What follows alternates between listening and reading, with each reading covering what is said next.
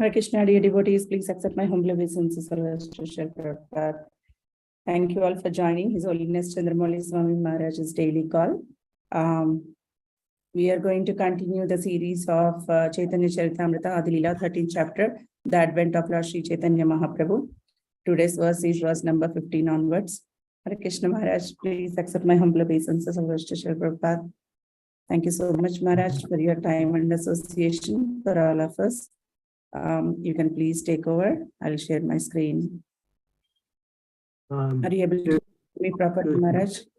There's a change in the program. Oh, okay, Maharaj. I didn't know. Today is it's called Jagannath Mishra Mahotsava. Yes, Maharaj. It's the day where we celebrate the appearance of Sri Chaitanya Mahaprabhu's father, Jagannath Mishra. So, discussion incidents in the life of Jagannath Mishra. Yes, Maharaj. So, is there any verse to share, Maharaj, or Well, there are verses, but I was thinking, all right. So, if you want, you can go to the same 13th chapter and go to verse number 53.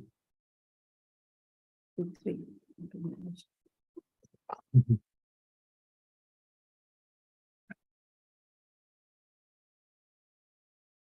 Yes, Maharaj.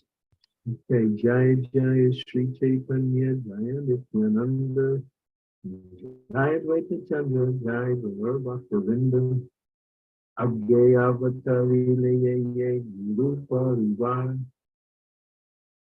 Sang Sepe Kahiye Taha Nayaya Vistana.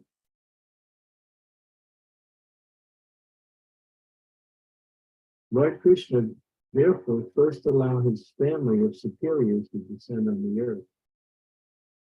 I shall try to describe them in brief because it is not possible to describe them fully.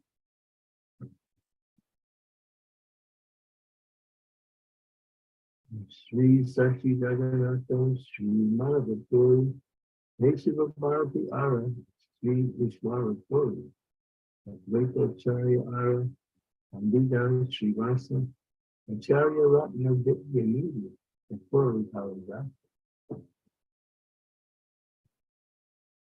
Translation. Lord Shri Krishna, before appearing as Lord Chaitanya, requested these devotees to precede him. Sri Sachi Devi, Jagannath Mishra, Madhavapuri, Keshava Bharti, Ishwar Purti, Advaita Charya, Srivas Pambut, Charya Ratna. It will be a meeting and the core of events.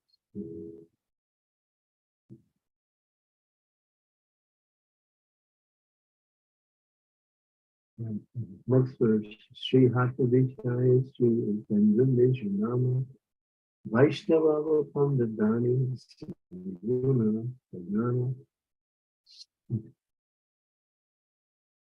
Translation.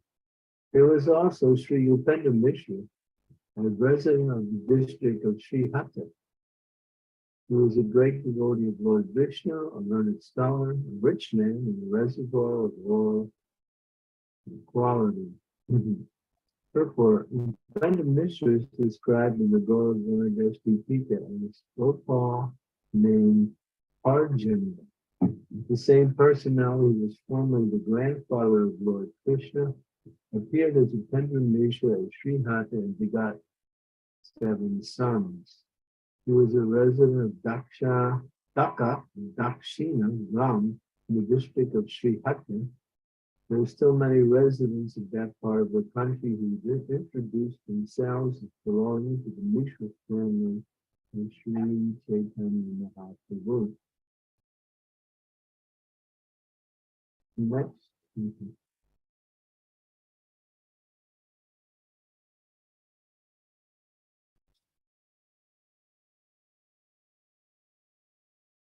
Sapta Mishra Tanta Putra Sapta Rishivara Samsari Parmananda Paranabhya Naveshwara Jagannatha Janardana Ralokyatana Madhyata Gangavasa Kaila Jagannatha.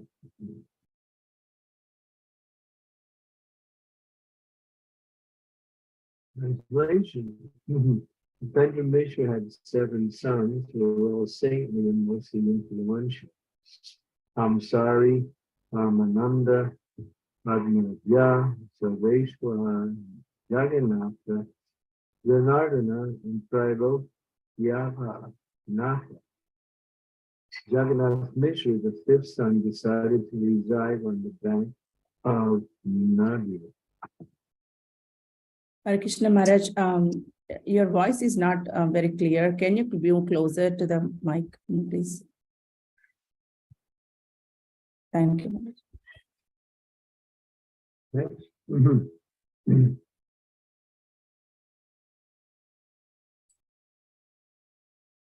Jagannatha Mishravara Pandivi Purandara Nanda Vasudeva Rupa Sadguna Sambhara.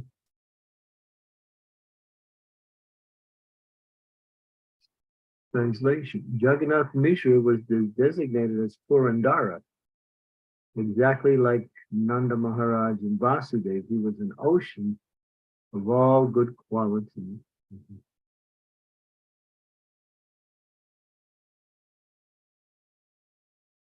Antrapatna Sati Nama Pati Vata Sati Yati Pita Nilambara Nama Chakravarti.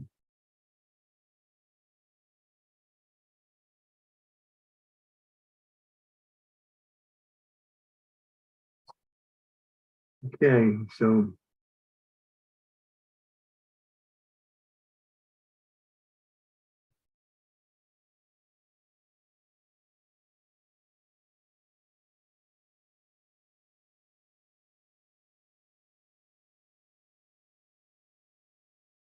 go to verse 72. 72, Maharaj? Yeah, 72. Oh.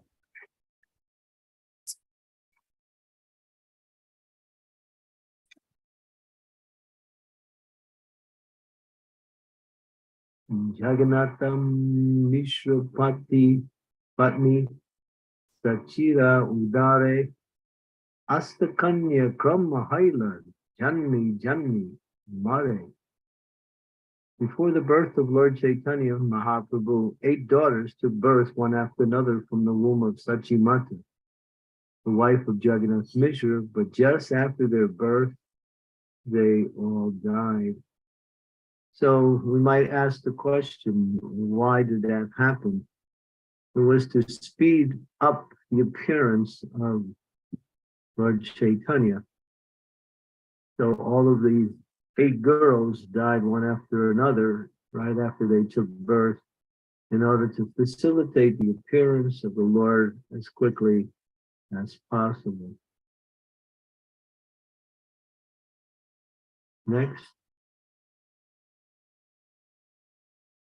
Apatya Garehe Musareda Tuki Hailamana Putalaga Radila Vishnura Charana. Jagannath Mishra was very unhappy at the death of his children one after another. Therefore, desiring his son, he worshipped the lotus feet of Lord Vishnu.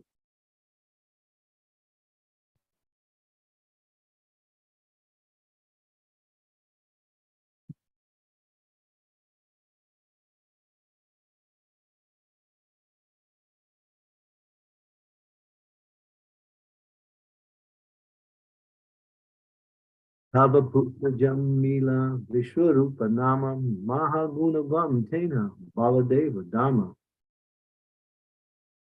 Translation. After this, Jagannath Mishra got a son by the name of Vishwarupa, who was most powerful and highly qualified because he was an incarnation of Baladeva.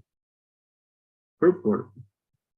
Vishwarupa was the elder brother of Gaurhari, Lord Sri Chaitanya Mahaprabhu. When arrangements were made for the marriage of Vishwarupa, he took sannyas and left home.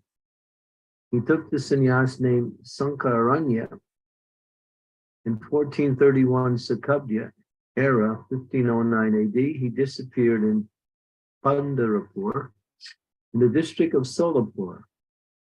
He is an incarnation of Sankarsana. He is both the ingredient and immediate cause of the creation of the material world. He is non-different from Sri Chaitanya Mahaprabhu, for the Amsa and the Amsi, or the part and the whole, are not different. As an incarnation of Sankarshan, Vishnu belonged to the quadruple manifestation of Chaturvyuha. In the Gaura Chandrodaya, it is said that Vishnu, after his so-called demise, remained mixed with Sri Nityananda Prabhu. We're hearing a little bit about the first boy in the family, and that was an incarnation of Sankarshan, who appeared as Lord Chaitanya's older brother. He was named as Vishwarupa. He left home immediately and took sannyas. He didn't want to get entangled in married life. And so he disappeared and went to Pandharpur, it's explained here. And no one heard from him since after he disappeared from Navadvip. And then later it says that after he disappeared from the planet, he merged with Sri Nityananda Prabhu, who was non-different than himself.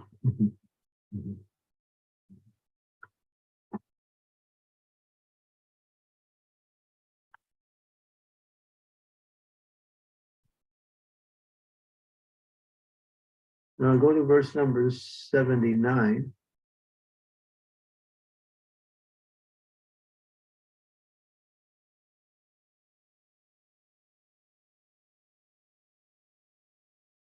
Putrapana Dampati Haya Anditarmana Iseshe Sevanakara Govinda Charana.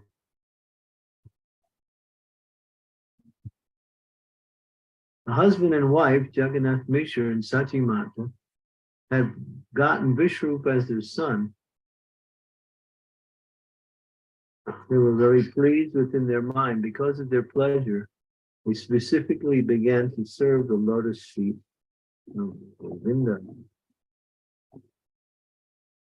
There's a common saying in India that everyone goes to worship the Supreme Personality of Godhead when he is in distress. When a person is in an opulent position, he forgets God. Chaturvan Vidya Bhajate Mam Jnana Sukriti Arjuna Arto Jigyasu Arti Jnanicha Bharata Sabha. If backed by pious activities in the past, 4 kinds of men, namely those who are distressed, those who are in need of money, and those who are searching after knowledge, and those who are inquisitive, become interested in devotional service. The husband and wife, Jagannath Mishra and Sachi Mata, were very unhappy because their 8 daughters had passed away. Now, when they got Vishwarupa as their son, certainly they became extremely happy. They knew that it was by the grace of the Lord they were endowed with such happiness and opulence. Therefore, instead of forgetting the Lord, they became more and more adherent in rendering service to the lotus feet of Govinda. When a common man becomes opulent, he forgets God. But the more opulent a devotee becomes by the grace of the Lord, the more he becomes attached to the service of the Lord. Om Gyantimirandasya Gyanajana Salakaya Chaksun Nalitam Yena Tasmai Shri Gurave Namaha. Ma Om Vishnu Padaya Krishna Prestaya Bhutale Bhakti Bhakti Vedanta Swami Niti Namine Namaste Saraswati Deve Gauravani Vicharine Nirvasesa Sunyavadi Paschatya Denisitane Vanchakopatu Pascha Pipa Sindhu Pepacha Patitanam Pavanebhyo Vaishnavebhyo Namo Namaha. Jai Shri Krishna Chaitanya Prabhu Nityananda Sri Advaita Gadadhar Srivasadi Gaura Bhaktivinoda Hare Krishna Krishna Krishna Hare Hare Hare Rama Rama Rama Hare Hare. So we can see the hardships that Sachi Mata and Jagannath Mishra had to undergo in order to play the role as the husband, the father, and mother of Lord Chaitanya Mahaprabhu. These were eternal associates that the Lord had sent ahead of time in order to prepare for his appearance in the world. So he sent his uncles, he sent his mother and father, as we mentioned here. He also sent other great personalities to precede him to lay the path for his appearance. And here it's interesting to note what is the story behind of the disappearance of these 8 girls. It's pretty much interesting to see. There is another connecting story that explains what has happened. And it all goes back to the calling of Advaita Charya on the banks of on the river Ganga. When Advaita Charya, after trying to preach Krishna consciousness to the people of Navadvip, saw people were too materialistic. We see that even today. You know, people cannot hear this message, although it's for their benefit. And if they become a little submissive, they will understand that what is being given to them is actually what they're looking for in terms of happiness in life. But because they're so absorbed in material activities, they become what we say distant, or they become somewhat averse to hearing about the importance of worshiping and serving the Supreme Lord. And because of that, it becomes hard for the devotees who are sincerely trying to propagate Krishna consciousness for the benefit of these souls to actually preach Krishna consciousness. So Advaita Acharya was in that mood. He became very concerned. I can't do anything. He's the Supreme Lord himself, but he was unable to change any of the people at that time because they were so set on material desires by worshiping demigods. That was the mood, and that was the atmosphere that was somewhat pervading in the area of Navadvip at the time. People were quite intelligent, quite knew scriptures, at least to a certain point, and also quite well-to-do, but still they were eager for more. And so they engaged much in demigod worship. And that's described in the Chaitanya Bhagavat in detail. And therefore, devotees like Acharya Ratna, Haridas Thakur, Advaita Acharya, Srivas Thakur, Mukunda, who had come before, or feeling the frustration of the atmosphere. We also experience that too in our Krishna consciousness is so easy and so natural and so wonderful. But what makes it difficult, and Prabhupada would also explain it in that way, is that we are concerned about giving this message, this lifestyle, this understanding to the conditioned souls, and they don't want it. So, but still is our duty to try to give it to them. So we have to take on some hardships in order for people to wake up to their, and this is because this is the desire of the Lord. So the devotees are trying to fulfill the Lord's desire by bringing more people to Krishna consciousness, but still people are so attached to their material life that they can't hear or actually become averse and think that the devotees are simply a disturbance in society. You'll see that in India.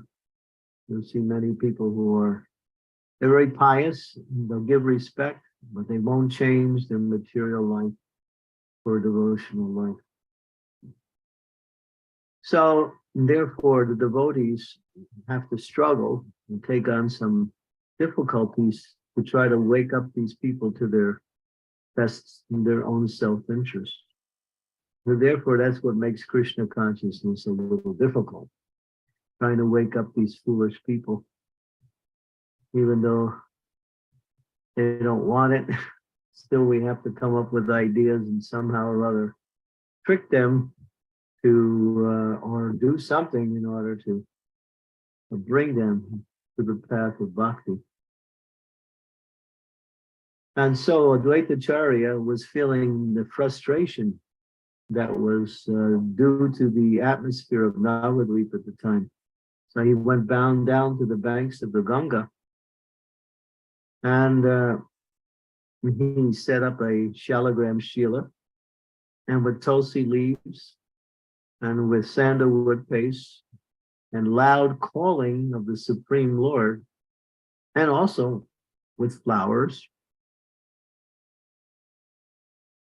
he would offer puja to the shalagram, calling the Lord to please come. And of course, Sri Chaitanya Mahaprabhu, when he appeared later on, he said, I have come because of the calling of Advaita.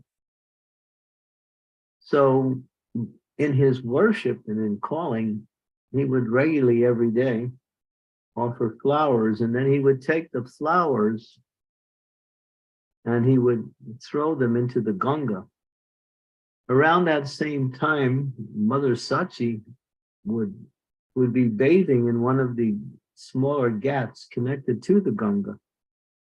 And she was pregnant at the time. So it mentions that the flowers would float down the Ganga and into the area where Mother Sachi was bathing, and the flowers would hit her womb, come up to her body. And every time that happened, there was a miscarriage. And therefore one of the daughters that was supposed to take birth, well, as soon as she appeared, she immediately left the world. Because these 8 girls attained they didn't even have to do much in their life. They actually attained very lofty places in the spiritual world. But Advaita Acharya, when he was offering those flowers were floating and hitting, and every day, every time Sachi Mata was pregnant, she would go and bathe there. And this would cause that, what we say, miscarriage. And therefore, but this was the arrangement of the Lord to speed up his appearance in the world. And we also see how Narada Muni wanted to speed Krishna's appearance in the world by telling Kamsa that, all of the children are born, you can't trust, any of them could be actually the Supreme Personality of Godhead. So Kamsa, hearing the words of Narada Muni, became more fearful and started to kill all of the children in the areas, along with his cohorts. So sometimes a great soul will act apparently contrary to something materially beneficial, but it's all in service of the Lord. These are things that can only happen by great souls, not by any ordinary personality. These great souls are directed by the Supreme Lord to act in that way. And so they were feeling this unhappiness, but then when Vishwarup appeared in the family, there was great happiness.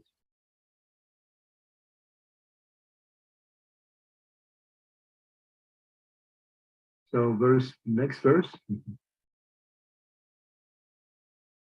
Verse number 80.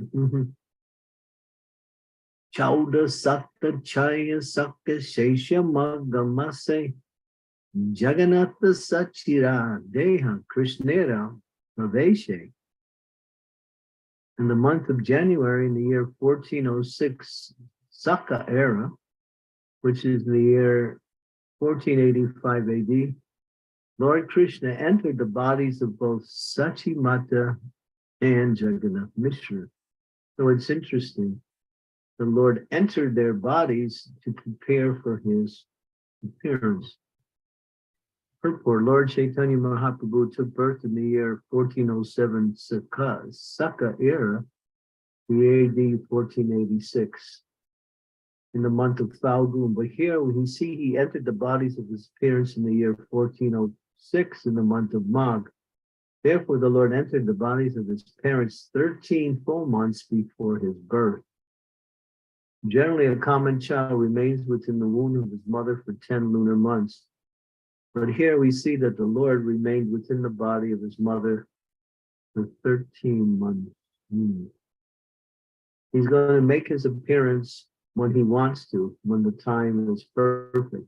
Therefore, he stayed in the body of his mother.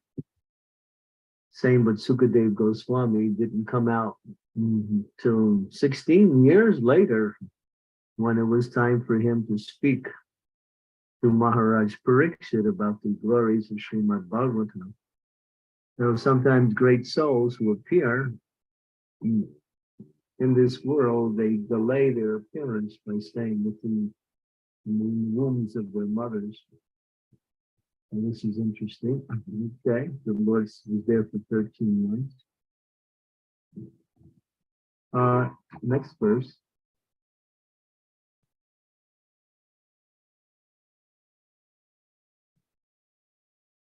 Vishwakaha Sachistani Dehi Arnarita Jyotirmaya Deha Geha Lakshmi Adhistita. Jagannath Mishra said to Sachi Mata, I see wonderful things. Your body is effulgent and appears that the goddess of fortune were now staying personally in my home.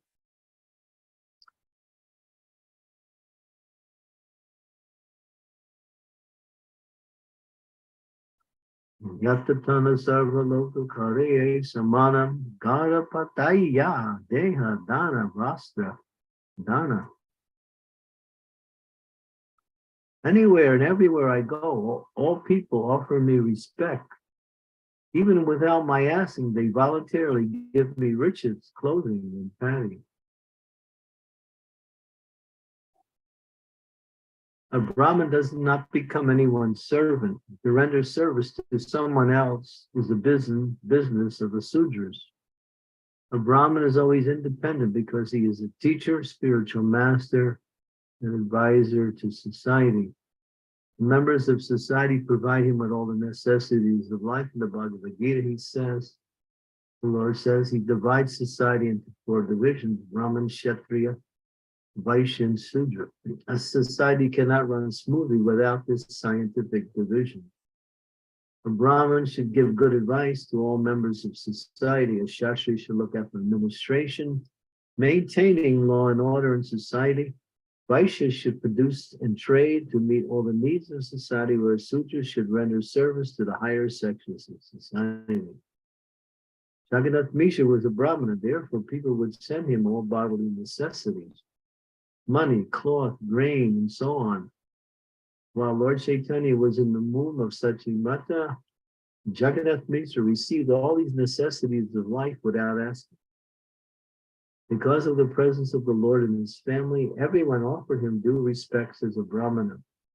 In other words, if a Brahmana or Vaishya sticks to his position as the eternal servant of the Lord and executes the will of the Lord, there is no scarcity for his personal maintenance or the needs of his family. Do we actually believe that? Why do we have to work for the materialistic society in order to maintain our life? Because we think that's the only way, that's the way of the world. But if one serves the Lord very nicely and preaches Krishna consciousness, whatever is needed for the family members, the Lord will do that. We showed that in the life of Srivas Thakur. When Srivas Thakur was asked by the Lord, how do you maintain your family? Big family, you don't work, you don't do anything. Because he had dedicated his life to service of the Lord had provided everything for what he needed. He had full faith in that. So in this Western society, we might think, well, that's impractical because, people are not going to run around and give us any kind of, grains or money or clothing or anything like that. But that's not necessarily true, because the Lord, when he sees the one is a devotee of his,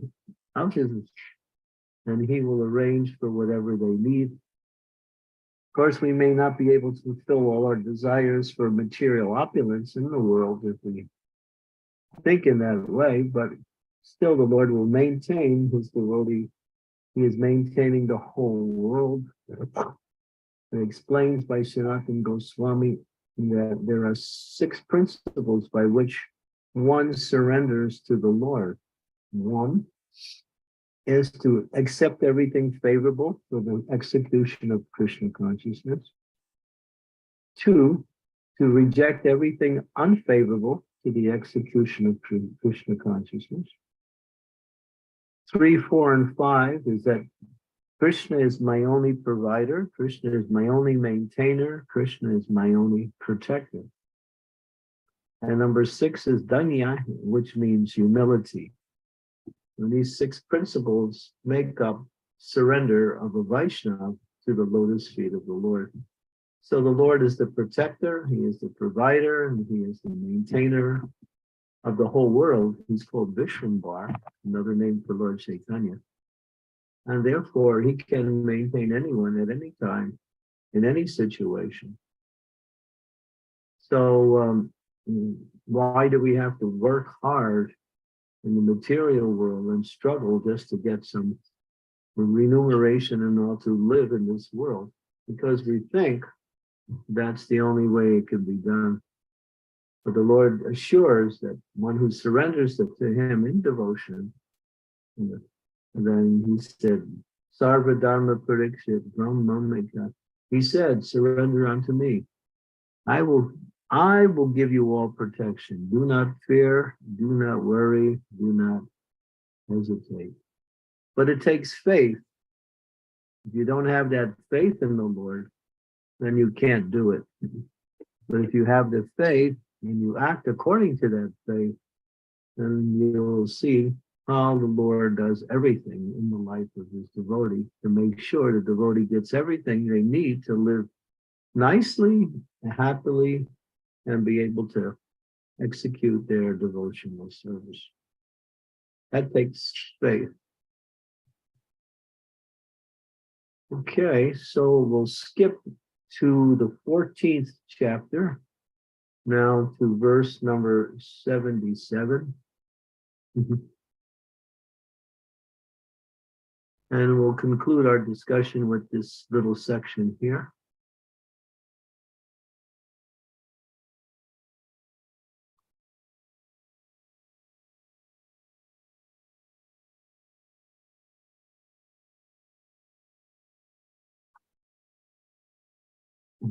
Sachiva Mohaha Vapere Matra Adapaya Prabha Paya Prabhu Jalila Hire. Once Mother Sachi told the Lord, please go call your father. Receiving this order from his mother, the Lord went out to call him. Chalita Charani Nipura Baji Janja Jani Jan Suni Chamakita Kaila Pita Matara Mana. When the child was going out, there was a tinkling of ankle bells from his lotus feet. Hearing this, his father and mother were struck wonder. Yeah. Mishwakaha Eya Bada Abuta Kahini Sisura Sunyapada Kena Nipureda Wani. Jagannath Mishra said, this is a very wonderful incident. Why is there a sound of ankle bells from the bare feet of my child?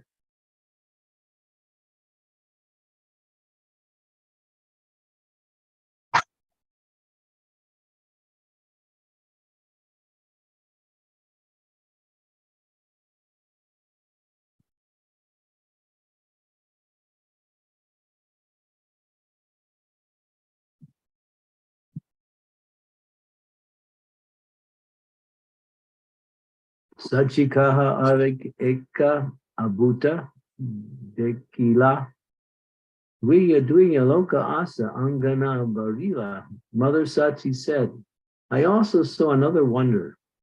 People were coming down from the celestial kingdom and crowding the entire courtyard. Iba Koha Halakara Bujite Napari Kahike Va Stutikari Anumana Kari. They made noisy sounds I could not understand. I guess they were offering prayers to someone. Mishabala Kichu Hakuk Chinta Kichu Nai Vishwambareda Usala Uk E Matra Jai. Jagannath Mishra replied, never mind what it is. There is no worry. Let there be all good fortune for Vishwambar. This is all I want.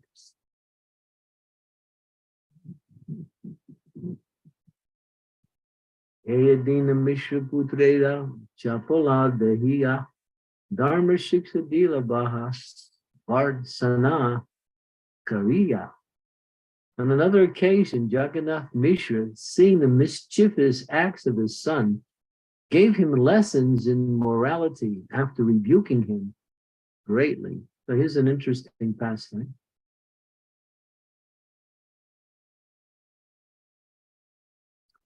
Rati Swapna Deha Eka Asi Brahmana Mishre Re Kahiye Kinshu Sarosa Vachana. On that very night, Jagannath Mishra dreamt that a Brahmin had come before him speaking these words in great anger. Mishra Tumi Putrera Tattva Kinchuna Janam Vartsana Tadana Kada Putra Kada Manam. My dear Mishra, you do not know anything about your son. You think him your son, and therefore you rebuke and chastise him. Vishwakahe Deha Siha Munike Anaya Sesabaka Hauk Matra Amara Anaya. Jagannath Mishra replied, this boy may be a demigod, a mystic yogi, or a great saintly person. It doesn't matter what he is, for I think he is only my son.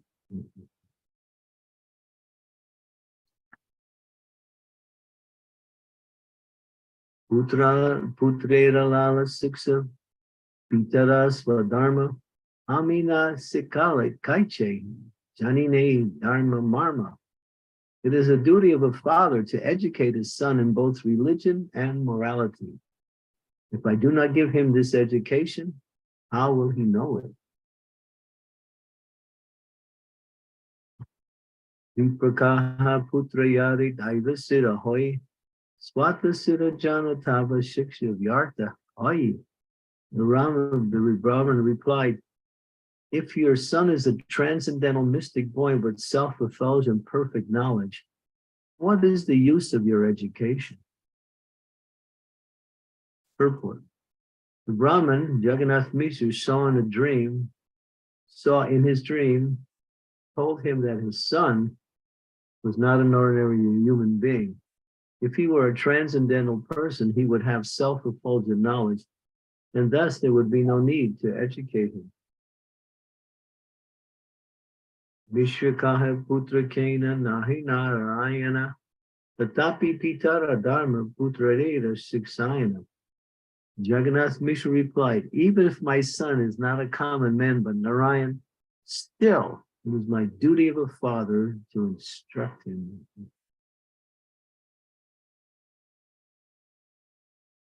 E matta dunhe karena dharmara vichar vishuddha vatsala mishireda nahi jana ar. In this way, Jagannath Mishra and the Brahman discussed the principles of religion in the dream. Yet Jagannath Mishra was absorbed in unalloyed parental mellow, did not want to know anything else. In the Bhagavatam, Lord Krishna, the personality of God, is worshipped by exalted hymns in the Upanishads and the Vedas, and by great personalities through Sankhya Yoga, in the mode of goodness, and was considered by Mother Yasoda and Nanda to be their little son. Similarly, Jagannath Mishra also considered Lord Chaitanya his little beloved boy, although he is worshipped in all veneration by learned Brahmins and saintly persons. Esuni Dvija Gela Hana Amadita Mishra Jagiya Oila Paramal Vishmita. Being very pleased, the Brahman left after talking with Jagannath Mishra. When Jagannath Mishra awakened from his dream, he was very much astonished.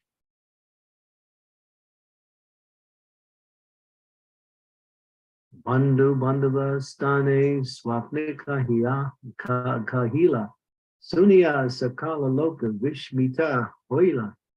He related the dream to his friends and relatives, and every one of them was very much astonished to hear him. E Matas Shishu Lila Tara Gora Chandra Dina Dina Pita Mata Tara Badana Ananda. In this way, Gorhari performed his childhood pastimes, and day after day increased the pleasure of his parents. Atadina Mishra Putera, Atakaradina, Alpadina Dwarasa, Pala Aksara Sakila. After some days, Jagannath Mishra inaugurated the primary education of his son by performing the Hatte Kade ceremony. Within a few days, the Lord learned all the letters and combinations of letters.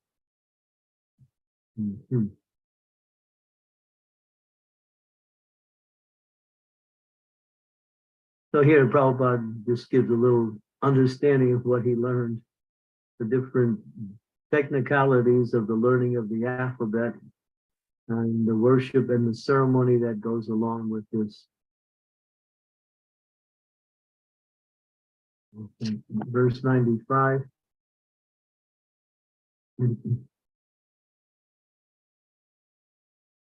Bali Lila Sutta E Kaliya Anukrama Iha Vistariya Chena Dasa Vrindavana. This is a synopsis of the childhood pastimes of Lord Chaitanya placed in here in chronological order. Vrindavan Das Thakur has already elaborated and explained these pastimes in the book Chaitanya Bhagavan.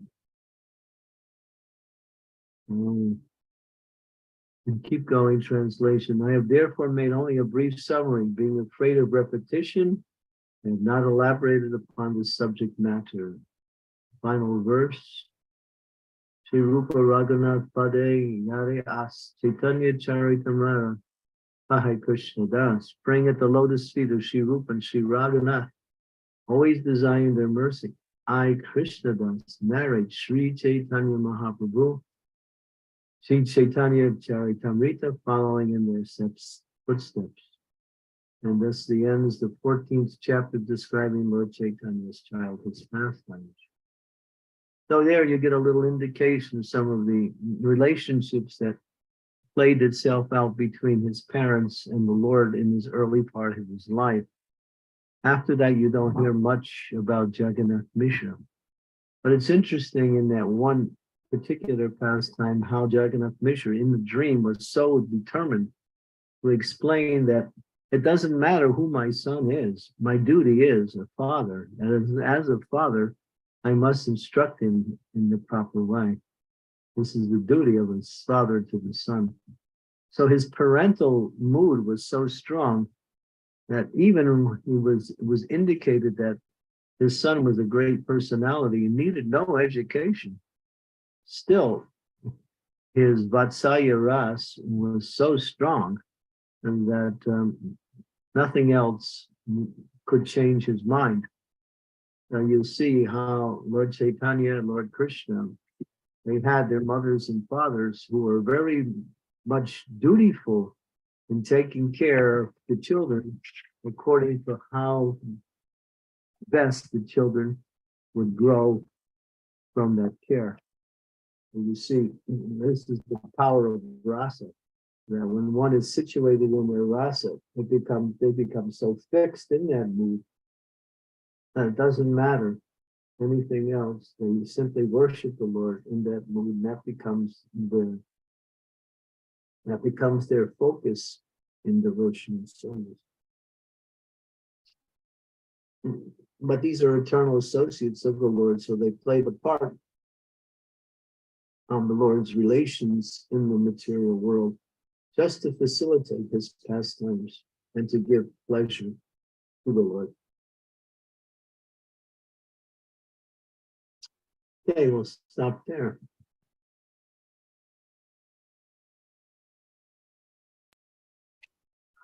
Hare Krishna Maharaj, thank you so much for this beautiful narration of the pastimes of Lord Jagannath Mishra's pastimes, Lord Chaitanya's pastimes. Thank you so much, Maharaj. Dear devotees, any questions or comments or realizations you want to share? You can please. Are you able to hear me properly, Maharaj? Yeah, once in a while you go into a broken voice, but now it's clear again. Yeah, my internet, as I'm in India, and this internet is like a little bit slow. I don't know. I have complete understanding of your situation. Thank you, Maharaj. Namaste, Mataji, please. Thank you. Hare Krishna Maharaj. Maharaj, I wanted to ask that we many times see that some children are just born and they die, or maybe they live for certain years. Maybe they are born disabled, they live certain years, and they, as if they're just born to take, the parental care from their parents, and then they just leave their body. So is this a kind of purification?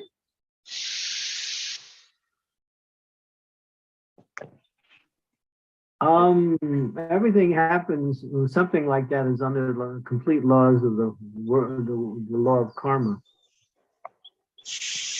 According to the law of karma, if you're talking about in terms of ordinary situations, the law of karma does that. You'll see in the life of devotees, and devotees will testify that, because I knew one of my god sisters, she had a little girl who died at 3 years old. But throughout that 3 years, that girl was practically saved from death so many times. And one time, nobody was around and she fell into a pool during Janmashtami. in America somewhere. I think it was in Detroit, yeah. And she left her body. Her mother explained her whole life to me, and she also explained that this child was given to her because this child had a little bit left of some material contamination. So she had to go through those, take birth, go through a few years of life, finish up that karma, and then go back to the spiritual world. So there are other incidences like that also. Sometimes the soul will come in for a very brief time, perform some activities, finish up their material life, and go back to the spiritual world. But for the non-devotees, it's not like that. The non-devotees, the souls take birth in their family, and usually under the law of karma. And therefore they play out their karma, and sometimes they're not destined to live beyond a certain point in that particular body. We have the example of that one man who wrote that book, Why Do Bad Things Happen to Good People? He was a rabbi who had a son who was born with a very rare disease called progeria. Progeria takes one through their life in a very quick time. So the boy died of old age at the age of 14 years old. Very rare disease. It's called progeria. And so this rabbi was wondering, how is it possible that such an innocent person could be subjected to such calamity in life? But he didn't understand the law of karma, that sometimes things happen that in this life that were just, they're catching up from the reactions of their activities in previous lives. Such as Prabhupada would always say, if a person is a murderer and somehow they're not punished for that murder in that life, then in the next life they take birth in a very difficult situation, and they undergo much suffering in that life. So in order to get the reaction, so we can't really see when it comes to the laws of karma, they're working in a certain way. And we don't know a person's previous birth or like that. So when something is beyond the purview of people's ability to make a difference, and you can understand it is the law of karma working itself in a certain way.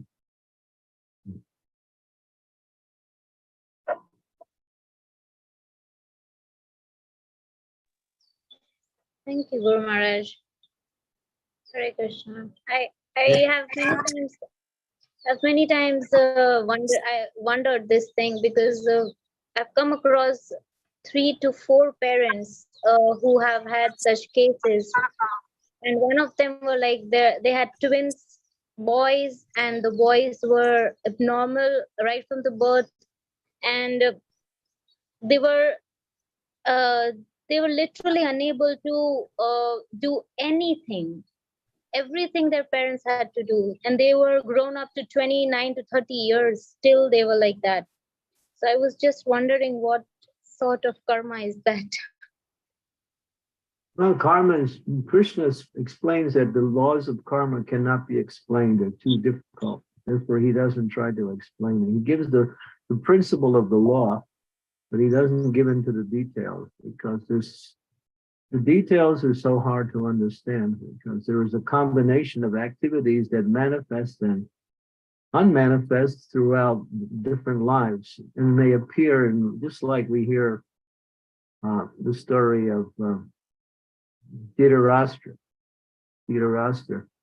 the father of Duryodhana, the king in Hastinapur. He opposed Krishna, of course, and he opposed the Pandavas. He wanted his sons to be on the throne.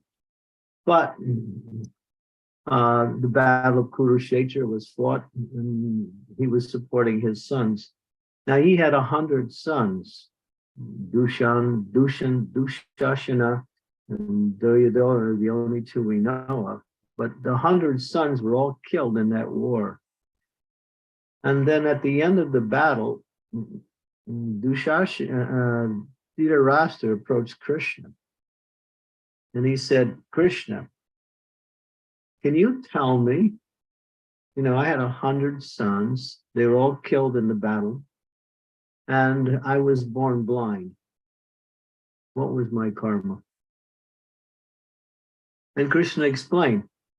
He said, 50 lives ago, 50, you were a hunter and you shot a flaming arrow into a nest of birds. There were 100 birds in the nest. They all died in the fire. The mother bird got away, but she was blinded by the fire. And Krishna explained, that's why you were born blind, and that's why you had. So then Dhritarashtra said, 50 lives ago, why 50 lives? And Krishna says, in order to get a son, you have to have pious credits. For a son to be born, there has to be pious credits in the family somewhere. And so it took you 50 lives to build up enough pious credits where you could have 100 sons, and then the karma cashed in. The laws of karma are so difficult to understand. Krishna doesn't explain the details, he explains the principles in Bhagavad Gita, actually. But still, even though a person is in a deficient state of existence due to their karma, still we should try to do something to help them. It's not that we leave people to their karma. No, we try to help them. And the best help is to bring them to Krishna conscious. If they become Krishna conscious, then they can change their karma and they can rise above the reactions of their karma also. But as long as they stay within the material realm of action and reaction, they will continue to get the results of their karma. So Krishna saved you, took you out of that reaction, karmic reaction. Yes, God. Thank you. Hare Krishna. Thank you, Mother. Devotees, any more questions? Gopika Radhika Mataji.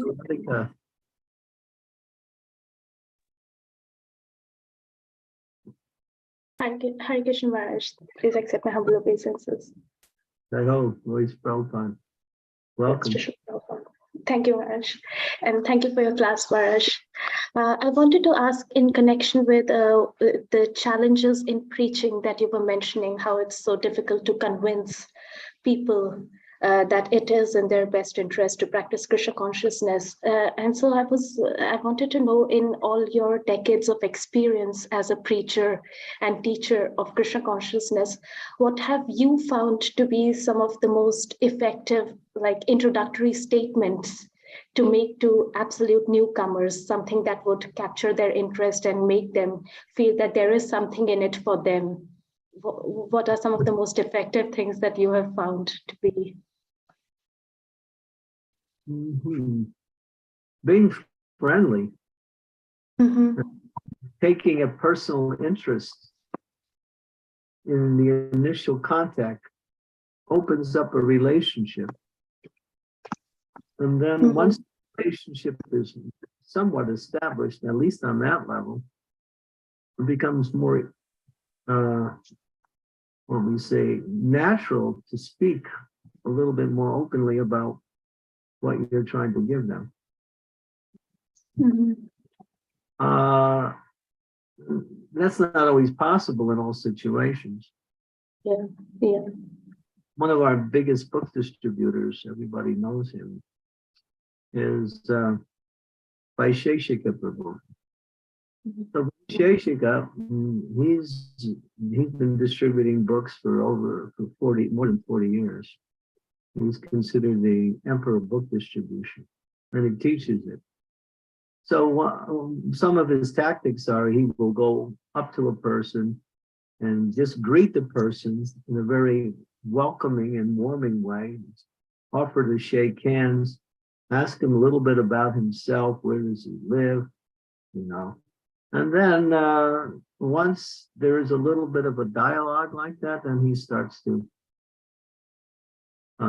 introduce the book. Mhm. So I found that's also there. Sometimes we don't do that, and therefore we find it a little hard to reach people.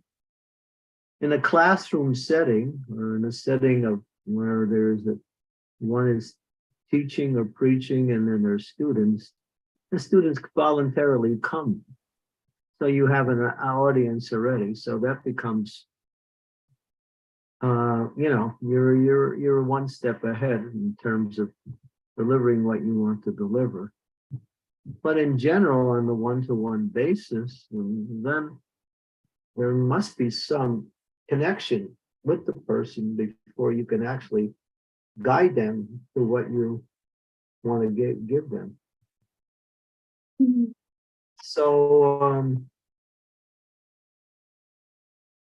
when I first went out on Sankirtan, they told me, just when I was first joining the movement, they told me, just make people laugh.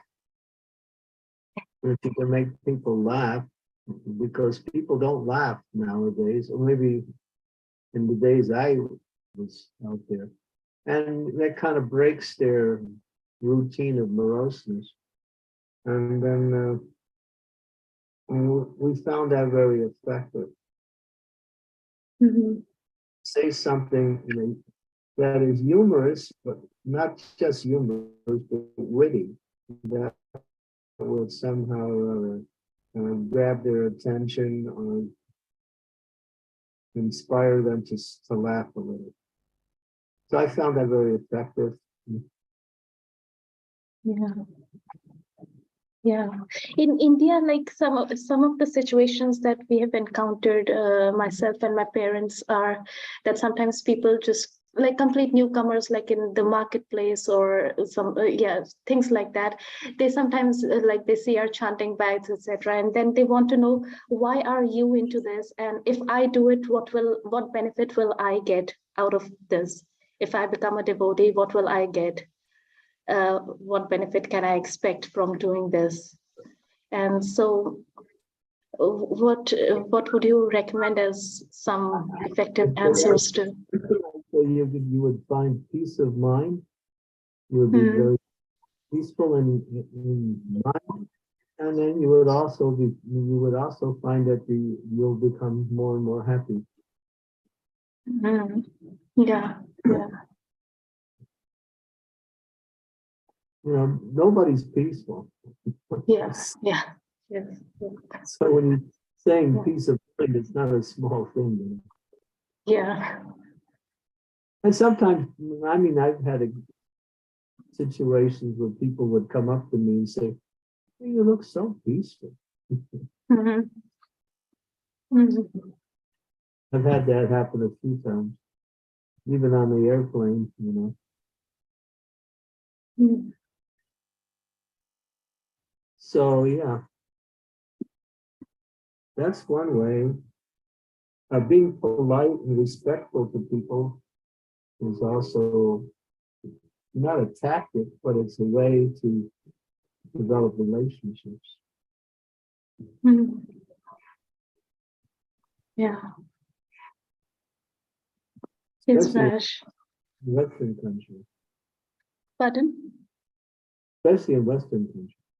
Yeah, yeah.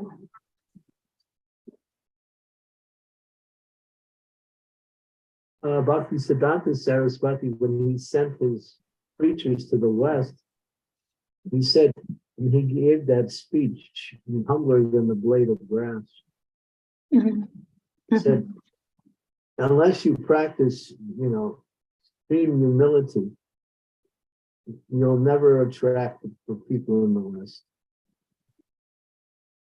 This is the way, when they see how humble you are, they'll be more attentive to what you have to say. Yeah.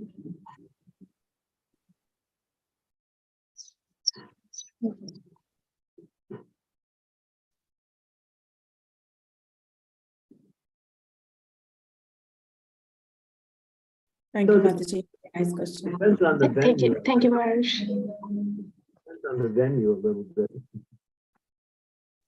Oops. It depends on the venue, Mm. where you are and who you're with, and using your discriminating intelligence to see what will be the best way to approach the situation. Yeah.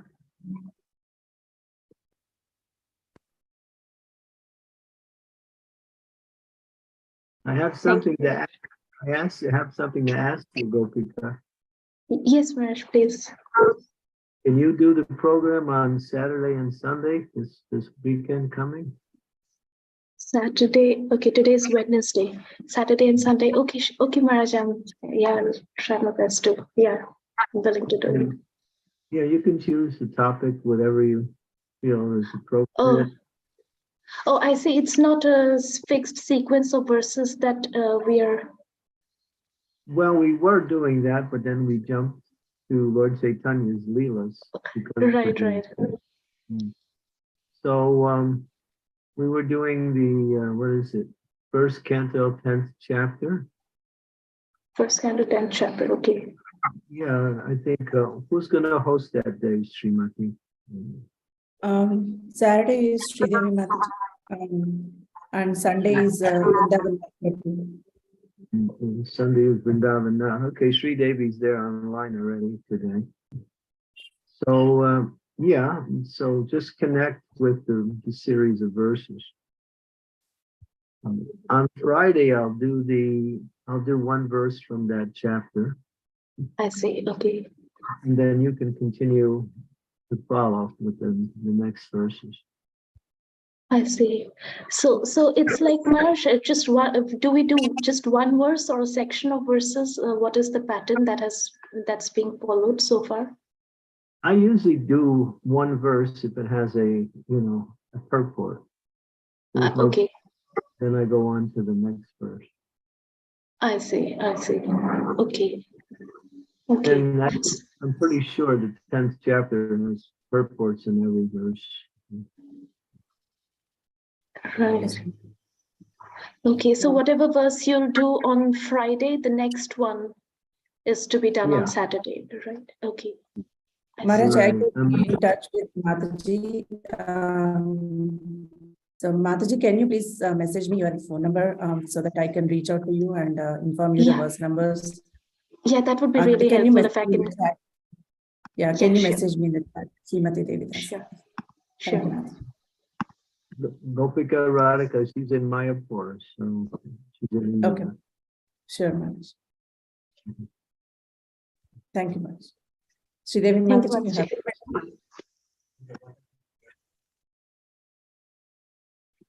3 o'clock. Dear Guru Maharaj, please accept my obeisances. All glories to Srila Prabhupada. Dear Guru Maharaj.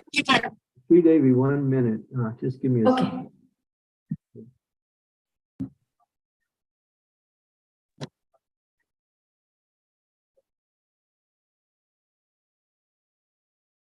No, not today. I'm going to take lunch at 3 and then I have some work I have to do. Okay. Just apologize. Say I'm like, I'm going to have the Mahaprasad at 3 and then after that I have so many things to do and I have to sing tonight also.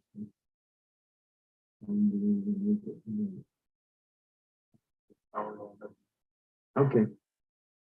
Just apologize. It's not just schedule something.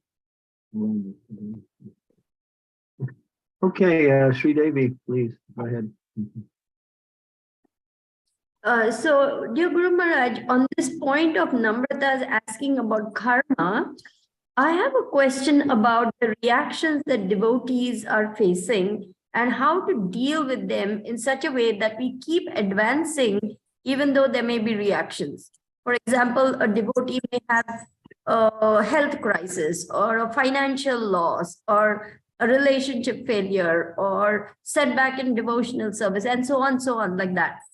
how are we to understand this, that Krishna is making this, minimizing the reactions, or they are obstacles that we have to overcome?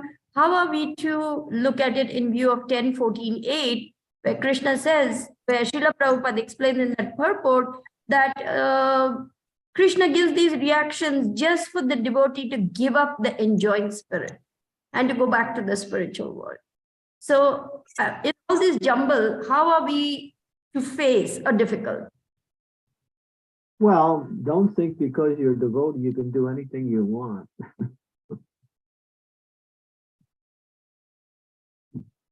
Just because you're a devotee, you have to, if you start interfering with the laws of the material energy and you're not acting properly, you're going to get a minimized effect of that activity, not a full effect. Because you're a devotee or taking shelter of devotional service, you get a token reaction to that. It's the same with karma also. The devotees still have residue of karma. They haven't matured their bhakti to the point where they're free from all reactions of karmic activities. So they get a token reaction for what is left in their karma. But that's all under the guise of the spiritual energy, the Daivi Shakti.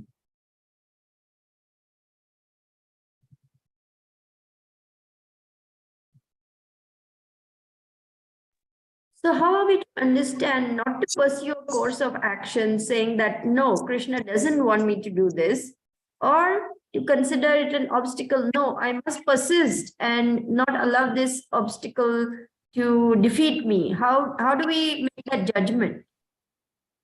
Takes some intelligence to understand that. At the same time, it also would be advisable to get support from others to explain your situation and see what advice you can gather that would help you make the decision.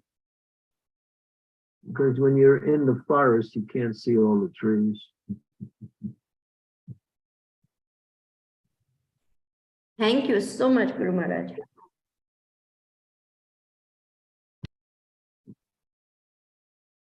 Thank you, Maharaj. Thank you so much. Dear devotees, any more questions or comments?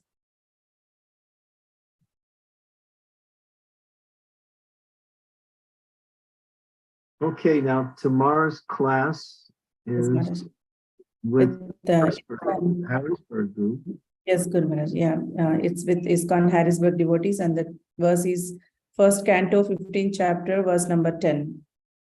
1:15. 1:15:10. For those of you who are not aware, every Thursday we do a Zoom call with another group. One Thursday it's with Harrisburg, Pennsylvania, and with the following Thursday it's with Charlotte, North Carolina. Aside from that, we continue with our regular program. Yes, Maharaj. Thank you so much. So make sure you know the Harrisburg Zoom in order to Yes, get I on. post in the WhatsApp group, Maharaj. Yeah. So, Pika Radhika Mataji, are you in the WhatsApp group, Mataji? I don't think so. Along with the password also. No, I'm not. Okay, Mataji, I'll add you to the group. Okay, yeah, please. Thank you. Thank you. I can send you Gopika's WhatsApp, Shribati. I'll just do that right now. I have Mataji's number. She messaged me. Okay, Just now. Yeah. Okay, thank you, Srimati. Thank you so much, Guru Maharaj. Thank you so much. Yeah, Manchakalpa to the Shaki, the Sindhu, the Shaki, Tanam, Pavane, Yo, Vaishnavu, Yo, Gaur Bhaktivinoda ki jai. Srila Prabhupada ki jai. Swami Maharaj ki jai. Jai. Thank you, Maharaj. Thank you very much. Thank you, Guru Maharaj. Hare Krishna. Thank you, Hare Guru Krishna. Maharaj. Hare Krishna.